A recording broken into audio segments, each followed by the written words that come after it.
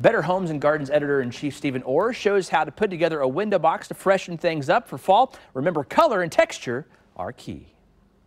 So what we start with is just a box that has drainage holes. That's essential.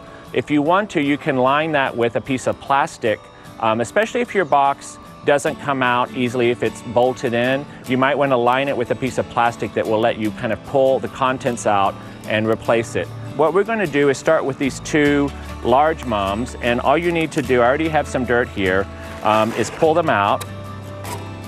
Make sure you have some space. I'm going to space these as my two big guys in the arrangement and then fill in around those. So usually start with the focal point, which are the largest plants, and then go from there.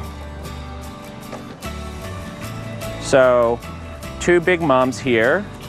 Usually the plants have kind of a front, so you can kind of pop out in the front and see which one looks best. Then I'm going to put in these smaller mums. And you know, window boxes are a little miniature garden, but they're really forgiving because the plants are in there for a month plus, maybe 2 months at the most.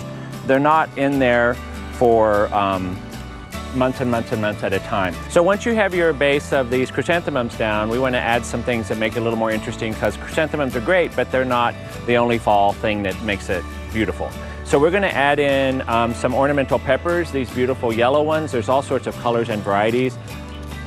These are obviously something you could grow in the summertime, but they also look great in this fall planter. I'm going to add in some of this beautiful red sedge grass. It looks kind of like a dead grass. It's got a nice dry look to it, but it's actually alive. I'm going to put those in for height and for texture in the back.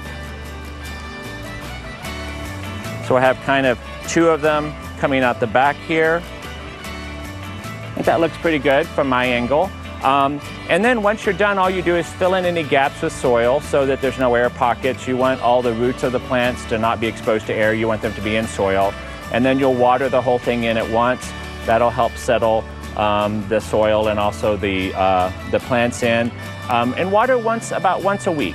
When you're done with the window box, and let's say you're kind of transitioning from Thanksgiving into Christmas, you can just lift out the contents of this box by pulling up the plastic liner, or if you're not using a plastic liner, just pull the plants out. Plant anything that you want in the garden that's a garden plant, get rid of anything that's an annual, and then you're able to transition into some nice evergreens or conifers or something with some red berries for the holidays.